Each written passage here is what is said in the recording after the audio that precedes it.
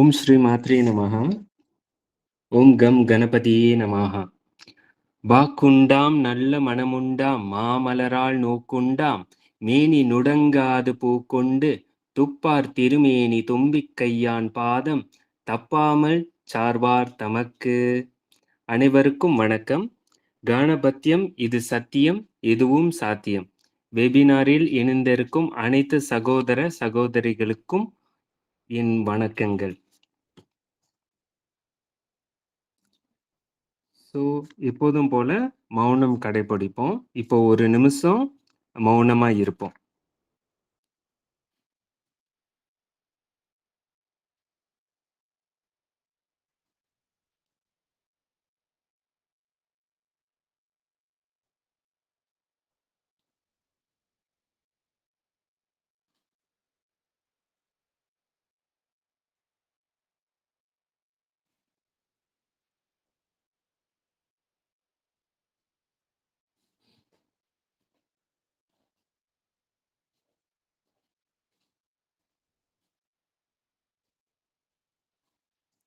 சரி, அடுத்தது தியானம்.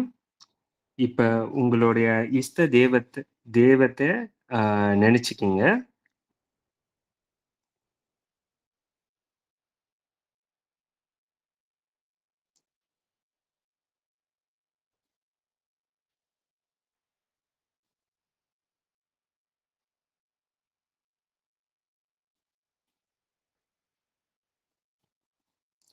நெக்ஸ்ட் பிரணவம்.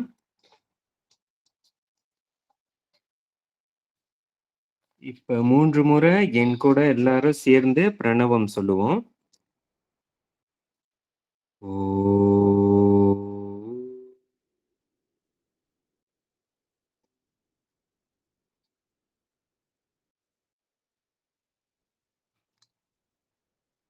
ஓம்.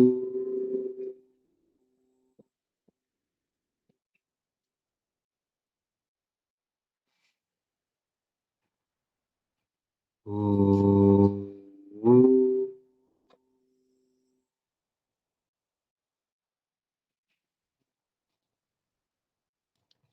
நன்றி.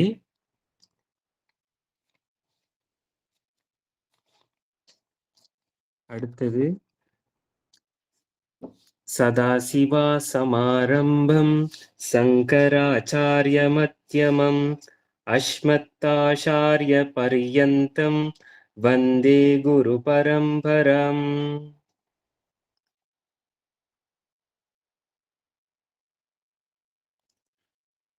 குருப்ரம்மா குருவிஷ்ணு குருதேவோ மகேஸ்வரः குரு சாட்சாத் பரத்பிரம்மா தஸ்மை ஸ்ரீ குருவே நமः. கணேஷா காயத்ரி மந்திரம். ஓம் ஏகதந்தாய வித்மஹே வக்ரதுண்டாய தீமஹி தன்னோ தந்தி பிரச்சோதயாத். இன்றைய ஸ்லோகம். ஐந்து கரத்தனை யானை முகத்தனை இந்தி நிலம் பிறை போலும் எயற்றனை நந்தி மகந்தனை ஞான கொழுந்தினை புந்தியில் வைத்தடி ஊற்றுகின்றேனே. இன்றைய வசனம். பிடித்து வைத்தால் பிள்ளையார். ஸோ இன்றைய நம்மளுடைய ஸ்பீக்கர் நம்மளுடன் இணைந்திருக்கும் அவர்கள் ஆச்சாரியா செந்தில் ஸ்ரீகுமார். ஸோ அவரை பற்றி சொன்னோன்னா அவரோட பேக்ரவுண்ட் ஸ்ரீ சங்கிலி கருப்பர் பீடம் பொள்ளாச்சியில் இருக்கு. இந்த பீடத்தோட ஃபவுண்டர். இது மட்டும் இல்லாமல் அவர் கணேஷா இனிஷியேட்டிவ், அதாவது ஏறக்குற 600க்கு மேலான மெம்பர்ஸ் இருக்கிறாங்க. ஸோ இந்த இனிஷியேட்டிவோட ஃபவுண்டர் கூட. அவர் கூட வந்து கணேஷா மந்திர உபாசன கைடாவும் இருக்காருல்ல. ஸோ நேரம் தாழ்த்தாம இன்றைய டாபிக்கு நம்ம போயிடுவோம். ஐயா ஆச்சாரியா செந்தில் ஸ்ரீகுமார அன்போடு வரவேற்கின்றோம். ஓம் கம் கணபதியே நமஹ. விநாயகா விக்னேஸ்வரா. எல்லாருக்கும் வணக்கம். வக்ரதுண்ட மகாகாய சூரியகோட்டி சமப்பிரப நிர்விக்னம் குருமே தேவ சர்வகாரியேஷு சர்வதா. ஸ்ரீ பாலா பரமேஸ்வரியே நம. ஸ்ரீ சங்கிலி கருப்ப சுவாமினே நம. இன்றைக்கு நான் பேச போற டாபிக் வந்து எளிய விநாயகர் வழிபாடு. அடுத்த ஸ்லைட் போங்கயா. எளிய வழிபாடு எதற்கு? இப்ப இருக்கிற காலத்துல எல்லாருமே வந்து பறக்க ஆசைப்படுறாங்க. ஒரு ஃபவுண்டேஷன் எதுவுமே கிடையாம உடனே வேத மந்திரங்கள் செய்யணும், உடனே தாந்திரிக சாதனை செய்யணும் என்று அளவுக்கு மீறி ஆசைகள் நிறைய இருக்கிறது. அதுவும் தெய்வீக விஷயத்துல. ஒன்னும் சொல்ல போனா இப்ப இன்டர்நெட்லாம் இருக்கிற நேரத்துல எதெல்லாம் குஹ்யமா இருக்கணுமோ, குருமுகமா கத்துக்க வேண்டிய விஷயங்கள் எல்லாமே இன்டர்நெட்ல நிறைய பேர் போட ஆரம்பிச்சுட்டாங்க. ஒரு பாப்புலாரிட்டிக்காகவும் லைக்ஸ்க்காகவும் சாஸ்திரத்தை மீறி கூட நிறைய பேர் செய்ய ஆரம்பிச்சிருக்காங்க. உதாரணம் வந்து காயத்ரி மந்திரம். காயத்ரி மந்திரத்தை நம்ம ஜபம் பண்ணோம்னா உபநயனம் செஞ்சு இருக்கணும், சந்தியாவந்தனம் செய்யணும். ஆனா இன்டர்நெட்ல நீங்க பாத்தீங்கன்னா, யூடியூப்ல ஏதாவது பாத்தீங்கன்னா அதை பாட்டா கூட பாடுறாங்க. அந்த பிட்ச், அந்த கரெக்டான ஸ்கேல் எதுவுமே தெரியாம அதை பாடிட்டு இருக்காங்க. ரெண்டாவது வந்து என்ன விஷயம், என் மனசுப்படி நான் செய்யறேன், என்னோட புத்திக்கு என்ன படுதோ நான் செய்யறேன்னு அது வந்து ஒரு தெய்வீகமான விஷயம் மாதிரி பேசிட்டு இருக்காங்க. ஆனா அதுல என்ன தவறுனா, நம்ம மனசும் புத்தியும் வந்து தெய்வீகமான விஷயம் கிடையாது. அதுக்குதான் நம்ம சாதனை செய்யறோம், அதுக்குதான் நம்ம விரதம் எடுக்கிறோம், அதுக்குதான் நம்ம பூஜை செய்யறோம். சோ அந்த அளவுக்கு ஒரு சித்தர் அளவுக்கு வந்து நம்ம புத்தியும் நம்ம மனசும் வந்து அவ்வளவு சுத்தபத்தமா இருந்துச்சுன்னா நம்ம எது வேணாலும் செய்யலாம். ஆனா எல்லாருக்குமே அது கிடையாது. என்னையும் உட்பட்டுதான் சொல்றேன். நெக்ஸ்ட்.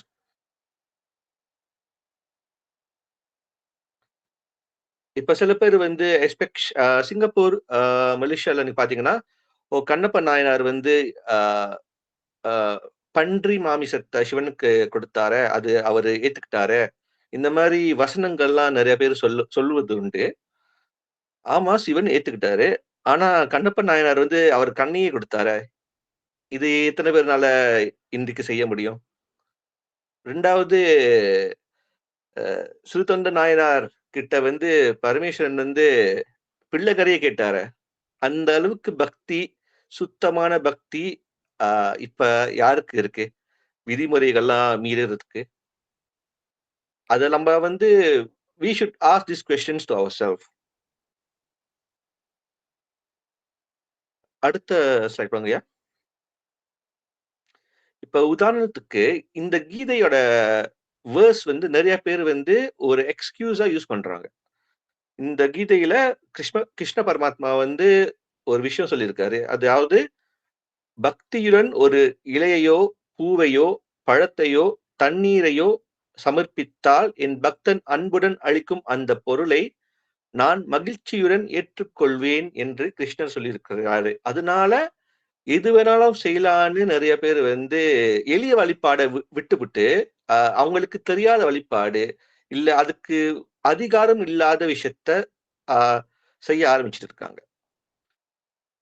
கிருஷ்ண பரமாத்மா சொன்ன விஷயம், உங்களுக்கு ஒரு பூஜை முறை தெரியலையோ, ஒரு மந்திர ஜபம் தெரியலையோ, அதுக்கு நீங்க தீட்சை பெறலையோ, அப்படி இருந்தால் கூட இத நீங்க குடுத்தால் நான் ஏத்துக்கிறேன்னு சொன்ன தவிர்த்து, மந்திரத்தை உனக்கு உரிய மந்திரத்தை வந்து அதாவது என்ன சொல்றது, தீட்சை பெறாத மந்திரத்தை நான் சொன்னா நான் ஏத்துப்பேன்னு சொல்றது கிடையாது. அடுத்த ஸ்லைட் போங்க.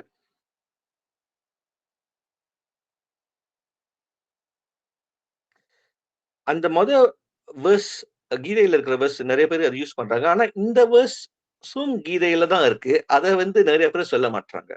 அதாவது கீதையில கிருஷ்ணர் என்ன சொல்லியிருக்காரு என்றால், எதை செய்ய வேண்டும், எதை செய்யக்கூடாது என்பதை தீர்மானிப்பதில் சாஸ்திரம் உங்கள் அதிகாரமாக இருக்கட்டும். சாஸ்திர கட்டளைகளையும் போதனைகளையும் புரிந்து கொண்டு அதன் பின் இவ்வுலகில் உங்கள் செயல்களை செய்யுங்கள் என்று கிருஷ்ணர் சொல்லியிருக்காரு. ஆனா பல பேருக்கு இந்த விஷயம், கிருஷ்ணர் சொன்ன விஷயம் தெரியாது.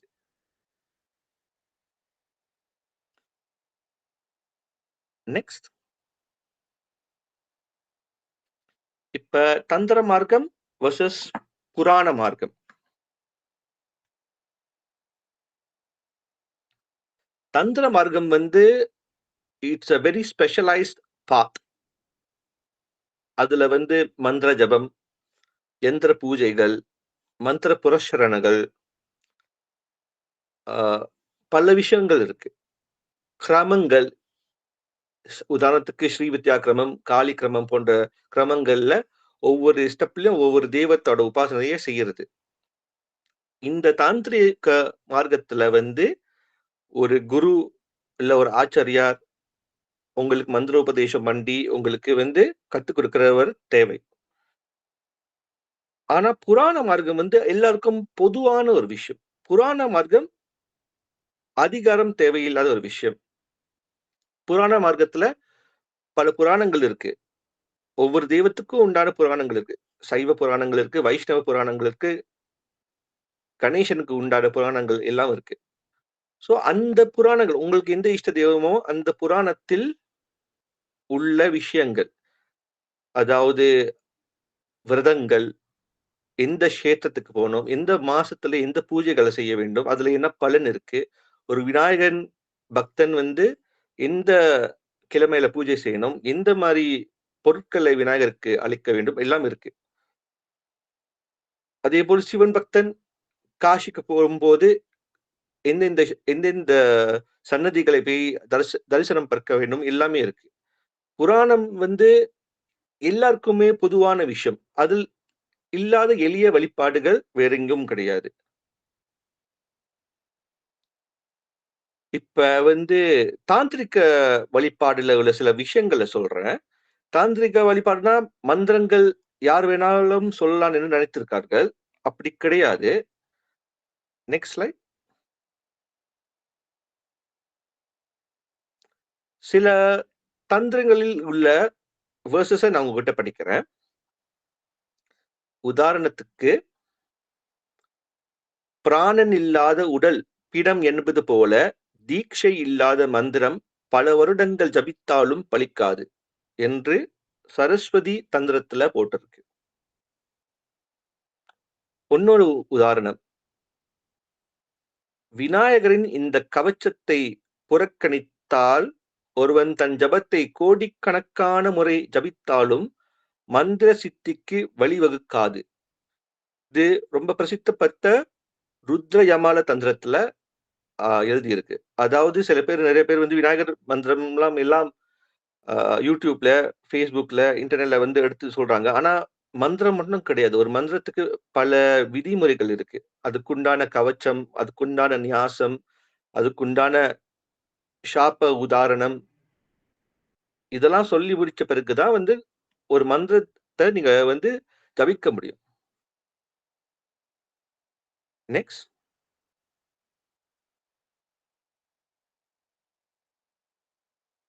இன்னொரு விஷயம் தந்திரத்துல போட்டிருக்கிற விஷயம் என்னவென்றால், முக சோதனை இல்லாமல் ஒருவரின் நாக்கு மலத்தால் நிரப்பப்பட்டதை போன்றது.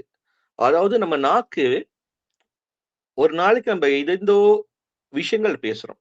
தீய விஷயங்கள், மத்தவங்க புறம் பேசுறது, நம்ம சாப்பிடுற உணவு, யார் யாரோ சமைக்கிறாங்க, அது எந்தெந்த எண்ணத்துல சமைக்கிறாங்க, இதெல்லாம் நமக்கு தெரியாது. அதனால நம்ம நாக்கு வந்து அசுத்தமான ஒரு விஷயம். ஆனா மந்திர ஜபம்னு ஒண்ணு சொல்லும் போது அந்த தெய்வம் உங்க நாக்குல வந்து அமரும். அந்த தெய்வத்தை உங்க நாக்கத்துல அமரும் போது அந்த நாக்கு எவ்வளவு சுத்தமா இருக்கணும். அதற்காக வந்து சில விதிமுறைகள் மந்திர சாதனை, தாந்திரிக சாதனைகள்ல இருக்கு. முகசோதனை வந்து ஒரு விஷயம். முகச்சோதனை இல்லாமல் மந்திர ஜபம் செய்வதால் தேவர்கள் கூட வீழ்ச்சி அடைகிறார்கள். சாதாரண மனிதர்களை பற்றி நீங்கள் என்ன சொல்ல முடியும் என்று இந்த தந்திர டெக்ஸ்ட்ல எழுதியிருக்கு. ஸோ இந்த மாதிரி ரொம்ப இன்டெப்டான தெய்வீக விஷயங்கள், மந்திர சாதனை எல்லாம் வந்து நிறைய ரூல்ஸ், ரெகுலேஷன்ஸ் எல்லாம் இருக்கு. அதை தெரிந்து செய்தால்தான் நமக்கு பலன். நெக்ஸ்ட்,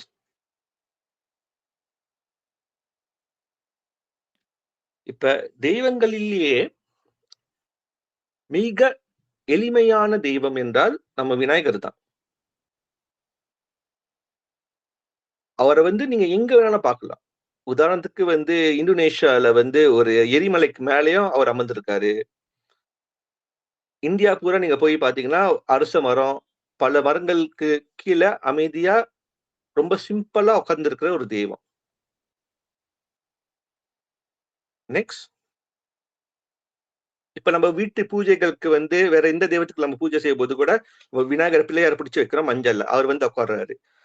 ஆ கிராமங்கள்ல சில பேர் வந்து மாட்டுச் சாணத்துல கூட அவர் பிடித்து வைத்து அவர் வந்து அமர்றாரு. இந்த மாரி ஒரு தெய்வத்த நீங்க எங்க போய் கண்டு எடுக்க முடியும்? நெக்ஸ்ட், இது வந்து லிங்க புராணத்துல வந்து எழுதப்பட்ட ஒரு விஷயம். பரமேஸ்வரன் சிவன் வந்து சொல்றாரு, பயன் பெற விரும்புபவர்கள் உன்னை வழிபடாவில்லை வழிபடவில்லை என்றால், நீர் அவர்களை தடைகளால் தொந்தரவு செய்வாய்.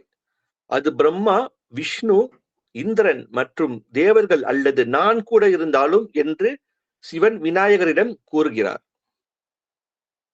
பிறகு விநாயகர் விக்ன கணங்கள், தடைகளின் உருவங்களான விக்ன கணங்கள் உருவாக்குகிறார். தனது கணங்களுடன் வணங்கி சிவனின் முன் நின்றார். அதற்கு பிறகு மக்கள் உலகில் கணேஸ்வரரை வழிபடுகின்றனர். இது வந்து புராணத்துல விநாயகரோட பல அவதாரங்கள், பல கதைகள் இருக்கு. இது ஒரு கதை லிங்க புராணத்துல, சைவ மார்க்கத்துல இருக்கிற லிங்க புராணத்துல இருக்கிற ஒரு கதை.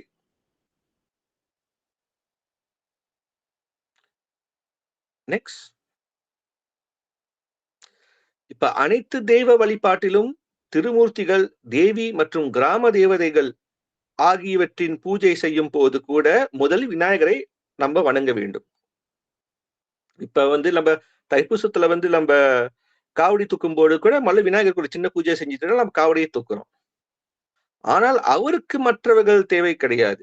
அவரை வேண்டுறதுக்கு முன்னால மத்த தெய்வத்தை வேண்டிட்டு தான் அவர் வேணும்னு கிடையாது. ஆனா மத்த தெய்வ யாரை வேணும்னாலும் கூட அவரை தான் முதல்ல வேண்டணும்.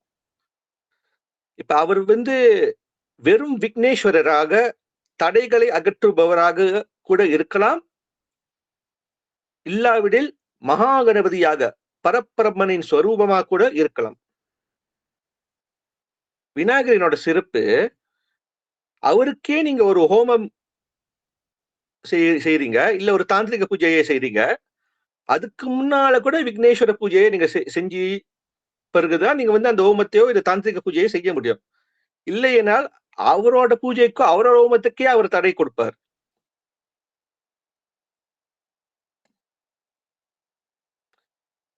இன்னொன்னு விஷயம், தாந்திரிகத்துல ஒரு சிறப்பான ஒரு அ வேர்ஸ் இருக்கு. அல்லாஹ் தேவகத்த பத்தி இருக்கிற ஒரு விஷயம் என்னன்னா, சூரியன் நோயிலிருந்து விடுதலை அளிக்கிறார். அக்னி மகிமையை அளிக்கிறார். சிவன் ஞானத்தை வழங்குகிறார். ஜனார்த்தனன் அதாவது மகாவிஷ்ணு மோட்சத்தை வழங்குகிறார். துர்கா பாதுகாப்பை வழங்குகிறார். பைரவர் கடுமையான முரண்பாடுகளுக்கு எதிராக வெற்றியை அளிக்கிறார். சரஸ்வதி கற்றலின் சாரத்தையும், லக்ஷ்மி பொருள் செழிப்பையும், பார்வதி நல்ல அதிர்ஷ்டத்தையும், சுச்சி தேவி அதாவது இந்திரனின் மனைவி சந்ததியை அதிகரிக்கவும் வழங்குகிறார். இருப்பினும் இந்த வரங்கள் அனைத்தையும் ஒருவர் கணபதியிடம் பிச்சை எடுக்கலாம். அவர் மேற்கூறிய அனைத்தையும் வழங்குகிறார் என்று தாந்திரத்தில் எழுதியிருக்கு. Next slide.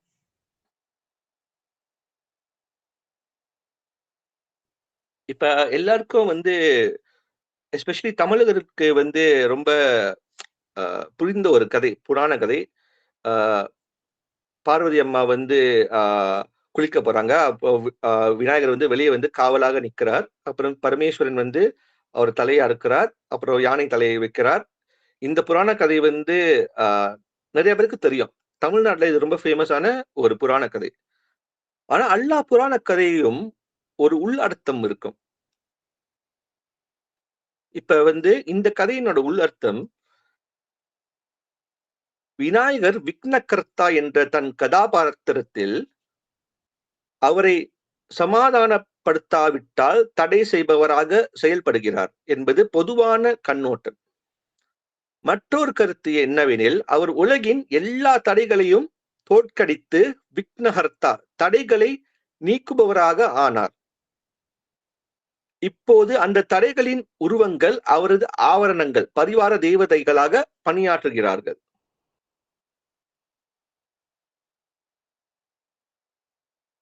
Next slide. அவரது அரை மிருகம், அரை தெய்வம் என்ற வடிவம் அவருடைய மூலாதாரத்தின் இடத்தை உயர்ந்த தெய்வீக சக்கரங்கள் மற்றும் கீழுள்ள மிருக சக்கரங்கள் இடையே இருக்கும் இடத்தை குறிக்கிறது. எல்லாருக்கும் தெரிஞ்ச ஒரு விஷயம் வந்து நம்மளுக்கு தேகத்துல சக்கரங்கள் இருக்கு. 7 சக்கரங்கள், 6 சக்கரங்கள் போன்ற டிபெண்ட்ஸ் ஆன் தி பிலாசபி இருக்கு. ஆனா நம்ம மூலாதாரத்துக்கு கீழேயும் பல சக்கரங்கள் இருக்கு. விநாயகர் ஏன் மூலாதாரத்துல இருக்காருன்னு சொல்றாங்கன்னா, கீழ இருக்கிற சக்கரங்கள் நம்மளோட நெகட்டிவிட்டி, நம்ம தெய்வீக பாதையில் போகும்போது அது நம்மளை தொந்தரவு பண்ணக்கூடாது என்பதற்காக அவர் மூலாதாரத்துல இருந்து நம்மளை காத்து வருகிறார். புராணத்தில் கதையில் பார்வதி குளிக்கும் போது அவரை விநாயகர் பாதுகாத்தார் என்ற கதை மூலாதாரத்தில் அவரது இடத்தை குறிப்பது. தானாகவே தூங்கும் குண்டலினி சக்தி எழ அவர் வேண்டுதல் தேவைப்படுகிறது.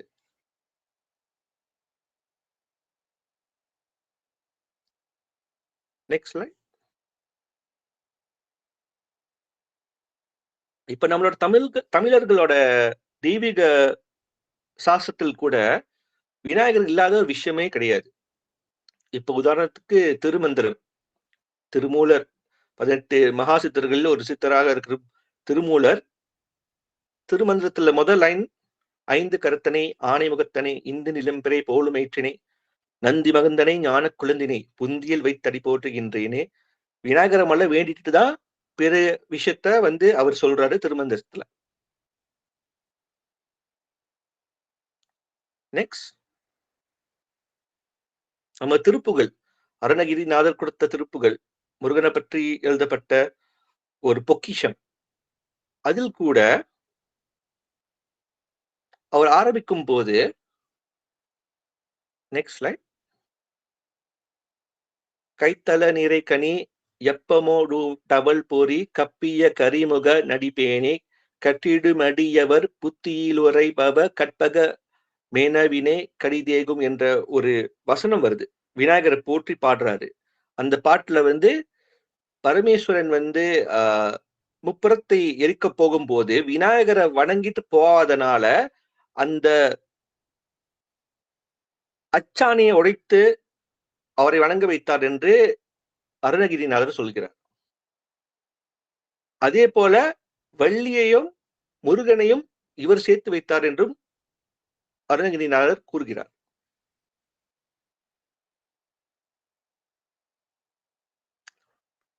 Next,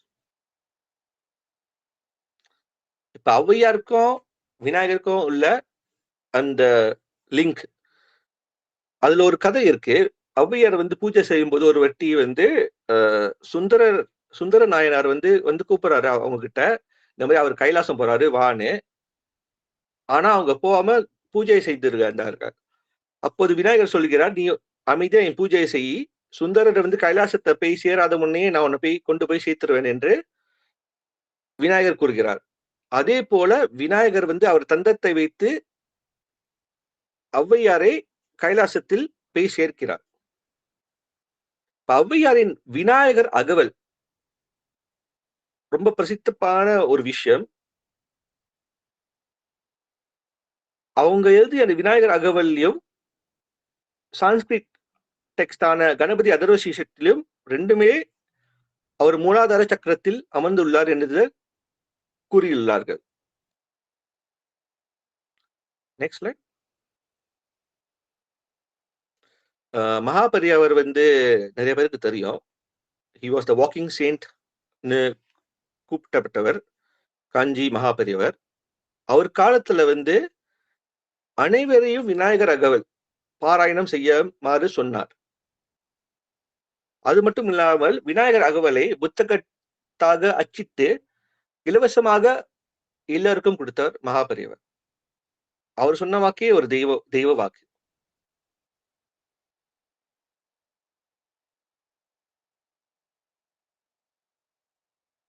next slide. இப்ப எளிய விநாயகர் பூஜைக்கு தேவையுள்ள விஷயங்கள் எல்லாருக்கும் தெரிஞ்ச ஒரு விஷயம் அருகம்புல். அந்த அருகம்புல் இல்லாம விநாயகர் வழிபாடே கிடையாது. அதுக்கு நிறைய பேர் நிறைய சயின்டிபிக் ரீசன்ஸ் கொடுக்குறாங்க. இந்த காலத்துல நிறைய சயின்டிபிக் ரீசன்ஸ் கொடுக்குறாங்க. அது ஒன்றும் தப்பு கிடையாது. ஆனா ஒரு விஷயம் நம்ம தெரிஞ்சுக்கணும். நம்ம பக்தின்னு தெய்வத்தை அணுகுகிறோம் என்றால் அந்த பக்தி மட்டும் தான் இருக்கணும். We should not be justifying ourselves. We should not be justifying our faith for science. இப்ப மத்த எந்த மதமும் அவங்களோட நம்பிக்கையை சயின்ஸாக ஜஸ்டிஃபை பண்ற தேவைப்படுறது கிடையாது. நம்ம தவிர்த்துதான் நம்மளுக்கு நம்மளோட மதத்து மேலே அவ்வளவு ஒரு lack of self confidence, lack of faith. So அதனால நம்ம we have to இது சயின்ஸ் இது சொல்லுது, சயின்ஸ் அதை சொல்லுதுன்னு சொல்ல வேண்டியதா இருக்கு. இப்ப உங்களுக்கு ஒரு இஷ்ட தெய்வம் உண்மையான உங்களுக்கு நீங்க விநாயகரை வேண்டீங்களோ, விஷ்ணு வேண்டீங்களோ, சிவனை வேண்டீங்களோ, உங்களுக்கு அந்த தெய்வம் ஒரு விஷயம் பிடிச்சிருந்தா அது போதும் தான் நீங்க நினைப்பீங்க, இல்ல அதுக்கு சயின்டிபிக் ரீசன்ஸை தேடுவீங்களா? இப்ப நீங்க அந்த ரொம்ப சயின்டிபிக்கா நீங்க போனீங்கன்னா it will lose the beauty of that பக்தி. இப்ப உங்களோட மனைவி கணவன் இருக்காங்க, அவங்க மேல இருக்கிற காதலை நீங்க சயின்டிபிக்கா பார்ப்பீங்களா, இல்ல ஒரு ஆர்ட்டா ஒரு லவ்வா பார்ப்பீங்களா? இப்ப நீங்க லவ்வா சயின்டிபிக்கா பேசும்போது it's because of this chromosome, it's because of this hormones சொன்னீங்கன்னா அதுல இருக்கிற அந்த பியூட்டியே போயிடும் அல்லவா?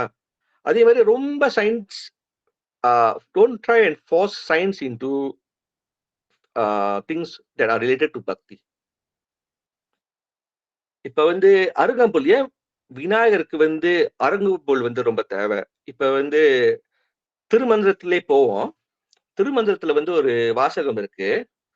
யாவர்க்குமாம் இறைவனுக்கு ஒரு பச்சிலை, யாவர்க்குமாம் பசுவுக்கு ஒரு வாயுரை, யாவர்க்குமாம் உண்ணும் பொதொரு கைப்பிடி, யாவர்க்குமாம் பிறருக்கு இன்னுரை தானே.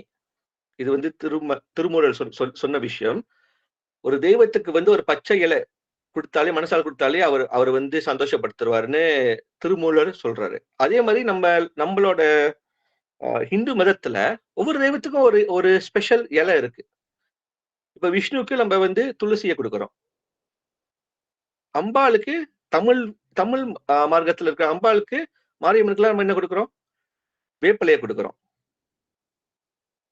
பரமேஸ்வரனுக்கு, சிவனுக்கு நம்ம என்ன கொடுக்கிறோம்? வில்வ இலையை கொடுக்கிறோம். அதே மாதிரி கணபதிக்கு நம்ம அருகம்புல் கொடுக்கிறோம். அதே மாதிரி green leaf, there's a plant for every form of devata in Hinduism. அதை நீங்க போய் ரொம்ப ஆராய்ச்சி பாத்தீங்கன்னா that's no point. ஆனாலும் நம்ம புராணத்துல பல கதைகள் இருக்கு. புராணம் எதுக்கு எழுதப்பட்டது? ரொம்ப டீப்பான இருக்கிற வேத விஷயங்கள் எளியவனாலும் புரிஞ்சுக்கணும்னு தான் புராண கதைகள் கொடுத்திருக்காங்க. They are metaphors for higher truths. So சில கதைகளை சொல்ற அருகம்புல்லோட கதைகள்.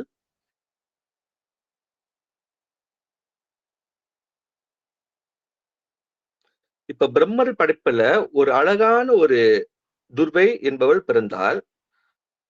அவள் அழகாகவும் செல்வம் வளம் மற்றும் நலத்தை கொண்டவளாக இருந்தாள். ஆனால் அவள் புகழ் சீக்கிரமே அவளின் தலைக்கு ஏறியது. பல சமயங்களில் அவள் மாதா பார்வதியை அவமதித்தாள். தேவி அவளை ஒவ்வொரு முறையும் மன்னித்தார். ஆனால் ஒருமுறை துர்வை எல்லையை மீறி ஒரு பொது கூடத்தில் மாதா பார்வதியை அவமதித்தாள். இது தேவி பார்வதியை கோபம் கொண்டது மற்றும் அவர் துர்வையை நீ புல்லாக போ என்று சபித்தாள்.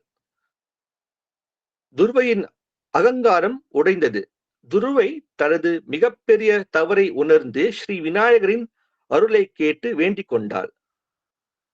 அவளது தவமும் பக்தியுமாக மனமகிழ்ந்து ஸ்ரீ விநாயகர் கூறினார், என்னுடைய தாயார் கூறிய வார்த்தையை பொய்யாக நான் ஆக்க முடியாது. ஆனால் புல்லாக இருந்தாலும் நீ என்னிடம் மிகவும் பிரியமானவளாக இருப்பாய். என்னுடைய பூஜை உன்னையின்றி நிறைவாக கருதப்படாது என்று விநாயகர் அவருக்கு ஒரு வரத்தை கொடுத்தார். நெக்ஸ்ட், இன்னொன்னு ஒரு கதை வந்து நான் நினைக்கிறேன் ப்ரீவியஸ் பிரசன்டேஷன்ல வந்து பேசியிருக்காங்கன்னு நினைக்கிறேன். அனலாசுரன் கதை. அதாவது சுருக்கமா சொல்லணும் என்றால், அனலாசுரன் என்ற அசுரன் வந்து மூவுலத்துக்கும் வந்து பிரச்சனை கொடுக்கும்போது விநாயகன் வந்து அவரை முழுங்குகிறார். ஆனால் அதனால வந்து அவர் உடம்பு வந்து சூற்றில் தவிக்கிறது. எது செய்தாலும் வந்து அந்த சூடு தனியாம இருந்தது. பாலச்சந்திரன் என்று சொல்லி அவரோட தலையில வந்து சந்திரனை வைக்கிறாங்க. நீர் பகவான் வந்து நீர் ஊத்துறாரு. எதுவுமே அந்த சூட்டை தணிக்க முடியாதப்போ கடைசியில ரிஷிகள் வந்து அந்த துர்வையை வந்து கொடுக்கும் போதுதான் அவரோட அந்த சூட்டு தணிச்சது. அது ஒரு புராண கதை இருக்கு.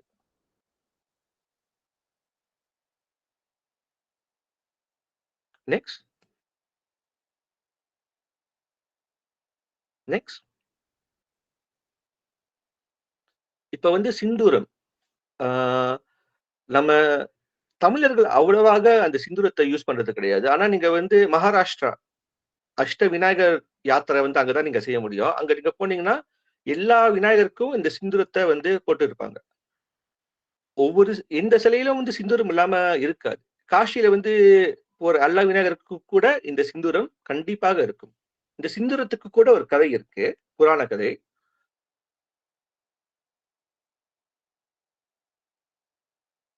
சிந்தூராசுரன் என்ற ஒரு அசுரனை வந்து அழிக்கும் போது சிந்தூராசுரன் வந்து விநாயகர்கிட்ட வந்து ஒரு வரம் கேட்டிருந்தாரு. அதாவது என்ன வரம் என்றால், என்னை நீ வந்து உன் மேல் அணிந்து கொள்ள வேண்டும், நான் இல்லாமல் உன் பூஜை வந்து பிரசித்தம் ஆவாது என்று வரம் கேட்டிருந்தார். அதே விநாயகர் கொடுத்த போது எல்லா கணேச உபாசகர்கள் இன்னைக்குமே வந்து விநாயகர் பூஜை ஆரம்பிக்காத போது அந்த சிந்தூரத்தை அவர் மேலேயும் அணிந்து அந்த விநாயகர் உருவத்திலும் அணிந்த பிறகுதான் அந்த பூஜையை ஆரம்பிப்பார்கள். மேலும் வந்து கணபதியா மட் ஒரு பீடம் மகாராஷ்டிரால இருக்கு. கணபதிய சம்பிரதாயத்திலே ஒரு கடைசி பீடம் என்று சொல்வார்கள். அதுல அந்த பால விநாயக் மகாராஜ் சொன்ன ஒரு விஷயம் என்னன்னா, என்கிட்ட சொன்ன விஷயம், நாங்க போன போது கணபதியர்களுக்கு வந்து ஒரு புரொடெக்டர், ஒரு கஷேத்திர பாலகன் இருக்காங்க, நக்ன பைரவா. அவர் வந்து பட்டுக்க பைரவாவின் ஒரு ஸ்வரூபம் தான். ஆக்சுவலி இன்னைக்கு வந்து பட்டுக்க பைரவரோட ஜெயந்தி. சோ என்ன சொன்னார்னா, பால மகாராஜ் என்ன சொல்லியிருக்காரு என்றால், இந்த சிந்துரத்தை போட்டு விநாயகரை வணங்குபவர்கள் யம தர்மராஜா வந்து வந்தா கூட இந்த நக்னா பைரவ கிட்ட கேட்டுட்டு தான் அவங்களோட ஆத்மாவை எடுக்க முடியும் என்று ஒரு வரலாறு இருக்கு. சோ நம்ம சொன்ன மாதிரி அருகம்புல், சிந்தூரம் தேவைப்பட்ட விஷயங்கள் விநாயகர் பூஜைக்கு. அதை தவிர்த்து வன்னி இலைகள், செம்பருத்தி மலர்கள் போன்ற பலவிதமான விஷயங்கள் இருக்கு விநாயகருக்கு நம்ம கொடுக்கிறது. நெக்ஸ்ட், இது அந்த அஷ்ட விநாயகர் யாத்ரா மகாராஷ்டிரால செய்யறது. நீங்க பாத்தீங்கன்னா எல்லா விநாயகர்களுக்கும் இந்த சிந்தூரம் வந்து அணிந்துதான் இருக்கும் என்னைக்குமே. நெக்ஸ்ட், ரெண்டாவது வந்து பழங்கள் வந்து ரெட் ஆப்பிள்ஸ், பாமோகிரேனேட் அவருக்கு ரொம்ப முக்கியமான விஷயங்கள். இப்ப நீங்க மகாகணபதியோட ரூபத்தை பார்த்தா கூட அவர் கையில வந்து இந்த பொமக்ரேனேட் ஃப்ரூட் என்னைக்குமே இருக்கும். மாம்பழம் வந்து நம்ம தமிழர்கள் வந்து என்னைக்குமே அவருக்கு கொடுக்கிற ஒரு விஷயம். நெக்ஸ்ட், சிகப்பு பூக்கள் வந்து அவருக்கு ரொம்ப முக்கியமான ஒரு விஷயம். செம்பருத்தி, ரெட் ரோசஸ், ரெட் ஹைபிஸ்கஸ். இது வந்து கணபதி அதர்வ சீர்ஷத்துல போட்டிருக்கு. ரக்தம் லம்போதரம் சூர்ப கர்ணகம் ரக்த வாசசம் ரக்த கந்தானுலிப்தாங்கம் ரக்த புஷ்பே சுபூஜிதம். அவருக்கு ரெட் வஸ்திரங்கள், ரெட் ஃப்ளவர்ஸ் அவளுக்கு ரொம்ப பிடிக்கும். பிளஸ் ரக்த சந்தனம், ரெட் சாண்டல்வுட்.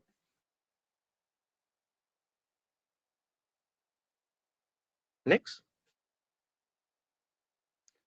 லட்டு, மோதகம் எல்லாம் வந்து அவருக்கு ரொம்ப பிடித்த விஷயங்கள். ஸ்கந்த புராணத்துல கூட வந்து அவருக்கு சதுர்த்தி நாள் அதுவா வந்து இந்த மோதகம், லட்டு எல்லாம் கொடுக்கணும் என்று விதிமுறைகள் வந்து ஸ்கந்த புராணத்துல போட்டிருக்கு. நெக்ஸ்ட், இப்ப எளிய முறையான பூஜைகள்னா பஞ்சபுச்சார பூஜை. உங்களுக்கு வந்து மந்திரங்கள் தெரியலையா? சிம்பிள். ஓம் மகாகணபதியை நமக கந்தம் சமர்ப்பயாமி. அதை சொல்லிட்டு நீங்க வந்து சந்தனத்தை குறைத்து அவருக்கு நீங்க கொடுக்கிறது. ஓம் மகாகணபதியை நமக தூபம் சமர்ப்பயாமி, இல்ல தூபம் ஆக்ராப்பயாமின்னு இருக்கு. அது வந்து சாம்பிராணி புகை, ஊதுவத்தி அவருக்கு கொடுக்கிறது. ஓம் மகாகணபதியை நமக தீபம் சமர்ப்பயாமி, தீபத்தை ஏற்றி அவருக்கு செலுத்துறது. ஓம் மகாகணபதியை நமக புஷ்பம் சமர்ப்பயாமி, புஷ்பம் வந்து பூக்கள் அவருக்கு கொடுக்கிறது. கடைசியாக ஓம் மகாகணபதியை நமக நெய்வேத்தியம் சமர்ப்பயாமி, இல்லைன்னா நெய்வேத்தியம் நெய்வேதயாமி இருக்கு. அது வந்து உங்களுக்கு பிடிச்ச, உங்களுக்கு என்ன அவருக்கு கொடுக்க விருப்பம், பழங்கள், இனிப்பு வகைகள், அதை கொடுக்கிறது. 5 சிம்பிள் ஸ்டஃப்.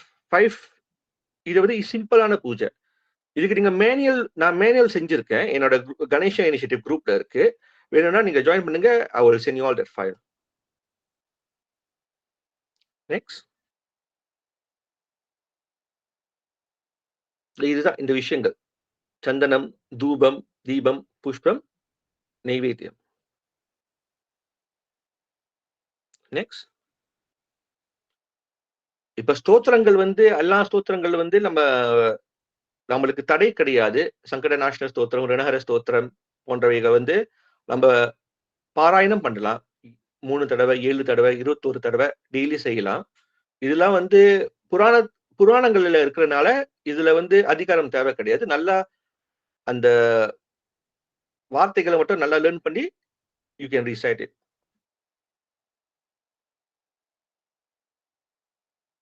இப்ப விரத முறை. இப்ப கணபதிக்கு வந்து ரொம்ப முக்கியமான விரதம் சங்கட ஹர சதுர்த்தி விரதம், இல்ல சங்கஷ்டி விரதம். ஒவ்வொரு மாசத்துல வந்து கிருஷ்ணபக்ஷ சதுர்த்தி திதியில, அதாவது 4வது திதியில சங்கடஹர சதுர்த்தி வருது. சங்கடம் என்றால் துன்பம், ஹர என்றால் அழித்தல். துன்பங்களை அழிக்கும் விரதமே சங்கடஹர சதுர்த்தின்னு கூறுவார்கள். நெக்ஸ்ட், இந்த சங்கடஹர சதுர்த்தியின் பெருமை என்னன்னா, விநாயக புராணம், அதாவது கணேச புராணத்தை வந்து தமிழில் மொழிபெயர்க்கும் போது அதை விநாயக புராணம் என்று மாற்றி எழுதினார்கள். விநாயக புராணத்தில் மன்னன் சூரசேனனின் ராஜ்யத்தில் ஒரு பாவியின் பார்வையால் இந்திரனின் ரதம் தரையிறங்கியது. அப்போது அவர் ராஜாவிடம் யாரோ ஒருவரின் புண்ணியத்தை கொடுத்து அதை சரி செய்ய வேண்டும் என்று கேட்டார். முந்தைய நாள் சங்கஷ்டி சதுர்த்தி என்பதால் சதுர்த்தி அன்று விரதம் இருந்த புண்ணியத்தை பெற்ற எவரும் தங்கள் புண்ணியத்தை அவருக்கு மாற்றலாம் என்று இந்திரன் கூறினார். நெக்ஸ்ட், விசாரித்த போது அந்த பாவி கடந்த நாள் உடல்நிலை பாதிக்கப்பட்டு எதுவும் சாப்பிடாமல் இருந்தது. தவறுதலாக சங்கஷ்டி விரதத்தை நிறைவேற்றியது என்று தெரிந்தது. இது அவளது பாவங்களை நீக்குவதற்கும் கணபதியின் இருப்பிடத்தில், அதாவது சுவனந்த லோகத்துக்கு இடம் பெறுவதற்கும் போதுமானதாக இருந்தது.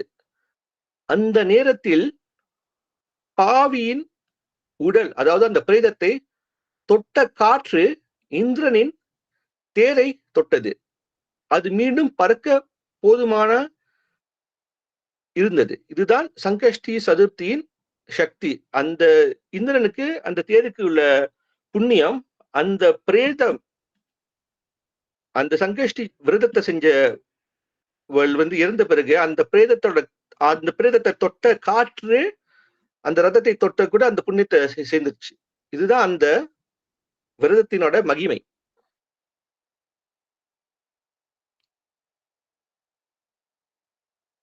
நெக்ஸ்ட், இப்ப சங்கடஹர சதுர்த்தி விரதத்தை நம்ம எவ்வளவு ஈஸியா செய்ய முடியும் என்றால், இப்ப விரதம்னு இருந்தா ஒரு விஷயம், நீங்க விரதம் எடுக்கிறீங்கன்னா அது முறைப்படி நீங்க எடுக்கணும். சிம்பிளா எடுத்தா கூட நீங்க முறைப்படி எடுக்கணும். நிறைய பேர் தமிழ் வீட்டுக்கு போவீங்க, இந்த நாள் நான் இந்த தெய்வத்துக்கு விரதம் எடுக்கிறேன்னு சொல்லுவாங்க. ஆனா போன்ல கதை பேசிட்டு இருப்பாங்க, இல்ல சீரியல் டிவி பார்த்துட்டு இருப்பாங்க. கோயிலுக்கு போனாங்களா கோயிலுக்கு போக மாட்டாங்க, பூஜை செஞ்சாங்களா பூஜை செய்யல. அப்புறம் அது என்ன விரதம்? இப்ப நீங்க ஒரு விரதம் எடுக்கிறீங்கன்னா காலையிலே எழுந்து நீங்க சங்கல்பம் எடுக்கணும். இந்த நாள் நான் இந்த விரதத்தை தொடங்குறேன்னு சொல்லிட்டு அவங்களுக்கு ஒரு பூஜையை செய்த பிறகுதான் ஆபிஷியலா நீங்க அந்த விரதத்தை ஆரம்பிக்கணும். இப்போ ஒரு சங்கல்பம், நீங்க ஒரு பிராமணர் இல்ல, உங்களுக்கு அந்த சங்கல்பம் செய்ய தெரியாது, கையில ரைட் ஹேண்ட்ல கொஞ்சம் ஒரு டிராப் ஆஃப் வாட்டர் எடுத்து சங்கல்பத்தை சொல்லுங்க விநாயகர் கிட்ட. நான் இன்னைக்கு சங்கடஹர சதுர்த்தி விரதத்தை நான் ஆரம்பிக்கிறேன்னு சொல்லிட்டு, இதுக்காக ஆரம்பிக்கிறேன், விக்னங்கள் போக்குறதுக்கா, இல்ல இந்த காரியம் எனக்கு இந்த வேலை கிடைக்கல, இல்ல எனக்கு பிள்ளை ரொம்ப நாளா இல்ல, எதுக்காக நீங்க செய்யறீங்க அது சொல்லிட்டு பிறகு அந்த நீரை தரையில டிராப் பண்ணிருங்க.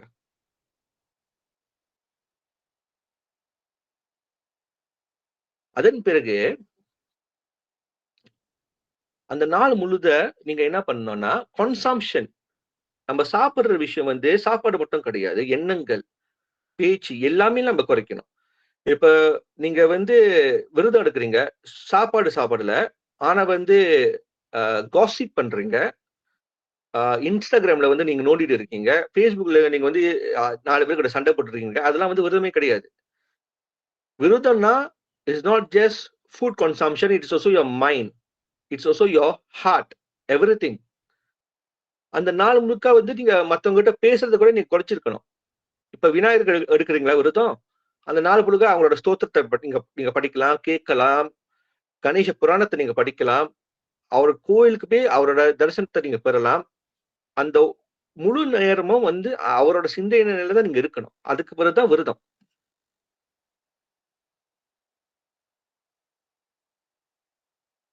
Next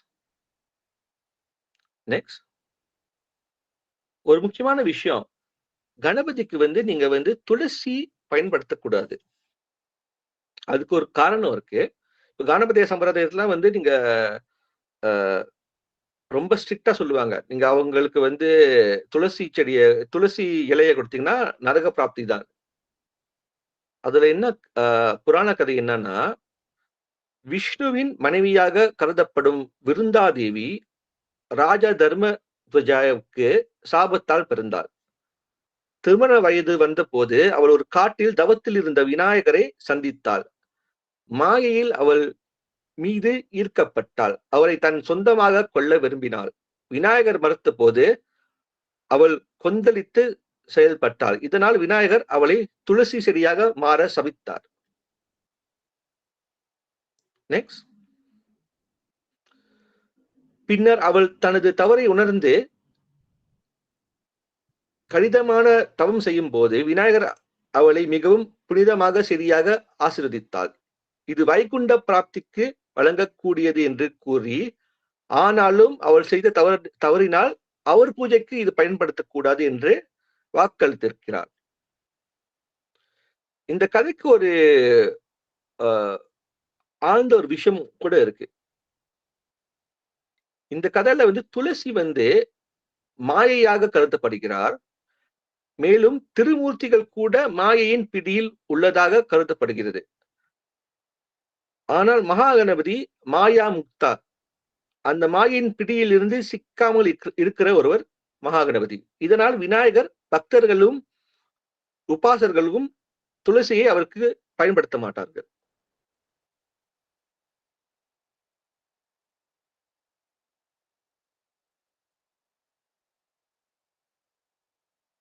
next.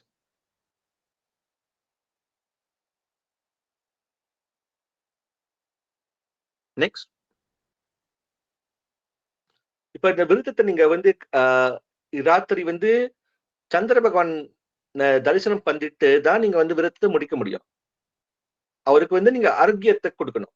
அதாவது நீர், ரோஸ் வாட்டர் இல்ல பால் போன்றதை வந்து அவர் மேல நீங்க ஊத்தி அவரோட ஸ்தோத்திரங்கள் இல்லைன்னா சிம்பிளாக ஓம் சந்திராய நமக, ஓம் சோமாய நம என்று மெதுவாக சொல்லிக்கொண்டே அவர் மேல நீங்க ஊத்தின பிறகு அப்பதான் உங்களோட விரதம் வந்து நிறைவேறுகிறது. சங்கடஹர சதுர்த்தி விரதம்.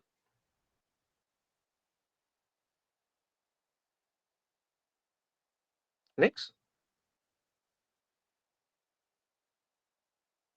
அதன் பிறகு அந்த விரதத்தை முடிக்க பிராமண போஜனம் செய்ய வேண்டும். அதாவது ஒரு பிராமணனுக்கு நீங்க வந்து food, you have to give him some food. அது வந்து நீங்க உங்க நாட்டில் இருக்கிற கோயில், விநாயகர் கோயில்ல ஒரு பிராமணருக்கு நீங்க வந்து அரிசி வகைகள் எல்லாம் கொடுக்கலாம், பழங்கள் கொடுக்கலாம். இல்ல வந்து எங்க குரூப்ல வந்து குரூப் பிராமண போஜனம் செய்யறோம், அதுல கூட நீங்க கலந்துக்கலாம்.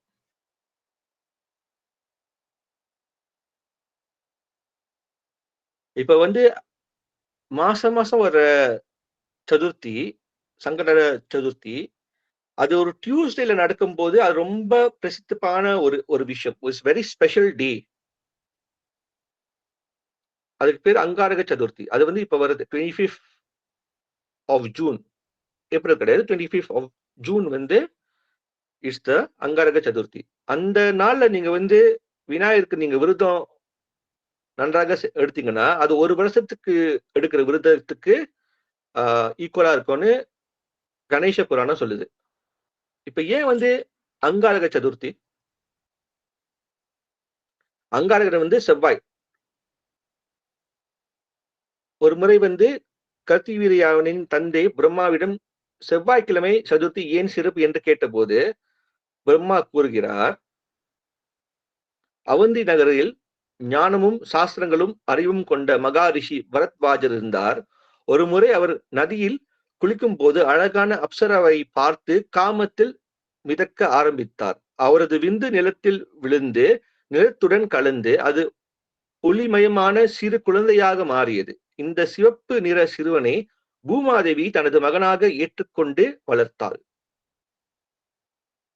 அவன் 7 வயதாகி தனது பிறவிக்கு சிவப்பு நிறத்துக்குமான காரணத்தை விசாரிக்கும் போது பூமாதேவி அவனை மகாமுனிவரிடம் ஆசிரமத்திற்கு கொண்டு வந்து முனிவரிடம் நடந்ததை கூறி விடை பெறுகிறாள்.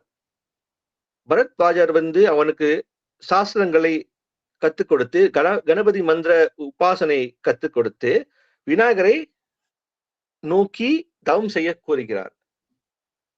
அந்த சிறுவன் நர்மதா நதியோடு அமர்ந்து ஒரே காற்றை உணவாக கொண்டு தவம் செய்து பல நாள் கணபதி வந்து தரிசனம் கொடுக்கிறார். அப்ப அவர் கூறுகிறார், இந்த செவ்வாய்க்கிழமை சங்கடஹர சதுர்த்தி விரதம் எடுக்கிறவர்களுக்கு ஒரு வருஷத்தோட சதுர்த்தி பலன் உண்டு என்று கூறுகிறார்.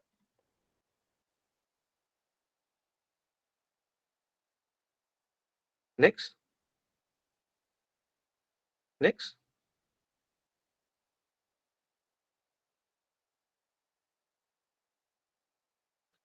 இப்ப வந்து சமரி, விரதத்தோட சமரி என்னன்னா, காலையில நீங்க எஞ்சி சூரிய வந்து உதிக்கும் முன்னாடி எஞ்சி விநாயகருக்கு ஒரு பூஜையை செய்து நீங்க சங்கல்பம் எடுக்கிறீங்க, இந்த மாதிரி இந்த நாள்ல வந்து நான் விரதம் எடுக்க போறேன்னு. பிறகு அந்த நாள்ல நீங்க என்ன பண்ணுங்க, அவரோட ஸ்தோத்திரங்கள், அவரோட புராணங்கள் இந்தியில மட்டும் இனத்தை செலுத்தி பிறகு மூன் ரைஸ் பண்ண பிறகு, ஆஃப்டர் சன்செட் மூன் ரைஸ் பண்ண பிறகு அவர் அந்த மூனுக்கு சந்திரனுக்கு அர்க்கியம் செலுத்தி பிராமண போஜனம் செய்து உங்க விரதத்தை நீங்க முடிக்க வேண்டும்.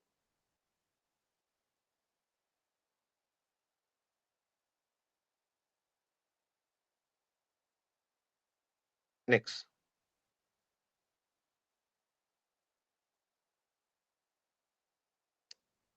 நெக்ஸ்ட். ஓகே.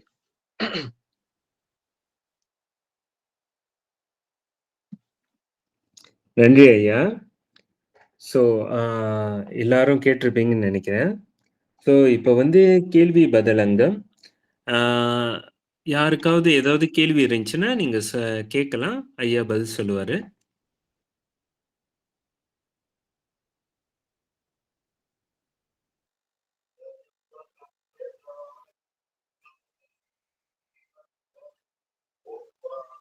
ஹலோ, வணக்கம். சொல்லுங்கம்மா. வணக்கம் ஐயா. ஐயா, இந்த ஒளிபரப்பும் இந்த சொற்பொழிவும் ஒவ்வொரு வாரமும் நடக்குமா ஐயா? இது வந்து ஆர்கனைசர் கிட்ட தான்மா கேட்கணும் நீங்க. ஓ, வனிதாம்மா, இது சொல்லுங்க. ஒவ்வொரு வாரமும் நடக்கும். ஸோ வந்து ஆ, நீங்க வாட்ஸ்அப் குரூப்ல இருக்கீங்க தானே? ஆமா. ஸோ நாங்க அங்கேயே அத நிலவரம் எல்லாத்தையும் போடுவோம். நீங்க அங்க வாட்ஸ்அப் குரூப்ல கேட்கலாம் இத பத்தி. சரிங்களா? சரிங்க. சரிங்க ஐயா. அடுத்து ரொம்ப ஏதாவது நன்றி. கேள்வி இருக்கா? நம்மளோட இன்றைக்கான டாபிக்க பத்தி? இன்னும் தெரிஞ்சுக்கணும்னு ஆவல் இருக்கு. விநாயகரை பத்தி இன்னும் தெரிஞ்சுக்கணும்னு ஆவல் இருக்குங்க ஐயா. சரிங்கம்மா. நன்றிங்கம்மா. சரிங்க ஐயா.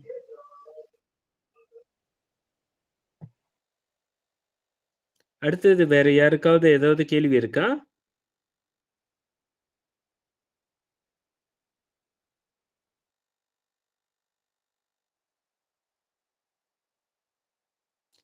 சரி. கேள்விகள் எதுவும் இல்லைன்னா நம்ம இன்னைக்கு கிளாஸை முடிச்சுக்கலாம். நன்றி நன்றி ஐயா. இன்னைக்கு உள்ள கிளாஸு மிகவும் சிறப்பாக இருந்துச்சு. நானே என்னோட செல்ஃப்க்கு நிறைய கற்றுக்கிட்டேன். ஸோ அதே மாதிரி நம்மளோட நம்மளோட இந்த வெபினாரில் கலந்து கொண்டவங்களும் எல்லாம் தெரிஞ்சிருப்பாங்க. ஸோ நன்றி ஐயா. ரொம்ப உங்க நன்றி. டைம்க்கும் உங்களோட ப்ரெசன்டேஷனுக்கும்.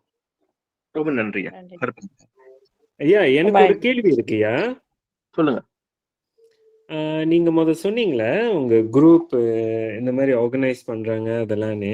ஸோ அது பத்தி சேரணும்னா எப்படி ஐயா? அந்த வாட்ஸ்அப் குரூப்போட லிங்க் இருக்கு. நான் அம்மாக்கு அனுப்பி வச்சிருந்தேன். அதை நீங்க ஷேர் பண்ணிக்கலாம் ஐயா. சரியா. ரொம்ப நன்றி ஐயா. அப்புறம் அந்த கணபதி இனிஷியேட்டிவ் அதெல்லாம் சொன்னீங்களா? அது பத்தி நிலவரம் ஏதாவது நீங்க சொல்ல விரும்புறீங்களா? அதான் கணேஷ இனிஷியேட்டிவ்ல வந்து நம்ம மேனுவல் கொடுக்குறோம். ஒரு பூஜை கணபதிக்கு எளிய முறையில பூஜை எப்படி செய்யறதுன்னு மேனுவல் செஞ்சு வச்சிருக்கோம். பிறகு வந்து ஒவ்வொரு சங்கடஹர சதுர்த்தியிலும் வந்து அந்த விரத முறை எப்படி செய்யணும்னு அதுலயும் நம்ம மேனுவல் கொடுப்போம். எவ்ரி மந்த் வந்து few days before Sankatahara Chaturthi நம்ம ரிமைண்டர் கொடுப்போம். அப்புறம் வந்து குரூப் போஜனம் 4-5 வேத பாடசாலைகளுக்கு நம்ம வந்து சேர்ந்து நம்ம வந்து பிராமண போஜனம் செய்யறோம். சரிங்க ஐயா. அப்புறம் கருப்பர் இனிஷியேட்டிவ்னு போட்டு சொல்லியிருந்தீங்களா? கருப்பரோட ஃபவுண்டேஷன். அது பத்தி ஐயா? கருப்பர் ஃபவுண்டேஷன் நம்மளோட என்ஜிஓயா. நம்ம ஆரம்பிச்ச என்ஜிஓ. நம்ம வந்து பொள்ளாச்சியில வந்து சங்கிலி கருப்பனுக்கு கோயில் கட்டியிருக்கோம்ல, அந்த கோயில்ல நடத்துறோம்ல, அந்த அந்த கோயிலுக்கு உண்டான என்ஜிஓ பிளஸ் இந்த மாதிரி பிராமண போஜனம் தெய்வீக காரியங்களை செய்யும் போது நம்ம இந்த என்ஜிஓ ஃபவுண்டேஷன் மூலயமா தான் நம்ம செய்யறோம். கணேஷ் இனிஷியேட்டிவ் வந்து வாட்ஸ்அப் குரூப். அந்த ஆஃபிஷியல் ஃபவுண்டேஷன் வந்து கருப்பர் இனிஷியேட்டிவ் ஃபவுண்டேஷன். சரியா. நன்றியா. ரொம்ப நன்றி. அவ்வளோதான். ரொம்ப நன்றி ஐயா. ஸோ இவ்வளோதான். ஸோ இதே மாதிரி நெக்ஸ்ட் வீக் நம்ம மறுபடியும் மீட் அப் பண்ணுவோம். சரிங்களா? எல்லாம் இன்னைக்கு வந்து ஜாயின் பண்ணதுக்கு ரொம்ப நன்றி. ஐயாக்கும் ரொம்ப நன்றி. ஓம் கம் கணபதியே நமஹ. விநாயகா விக்னேஸ்வரா.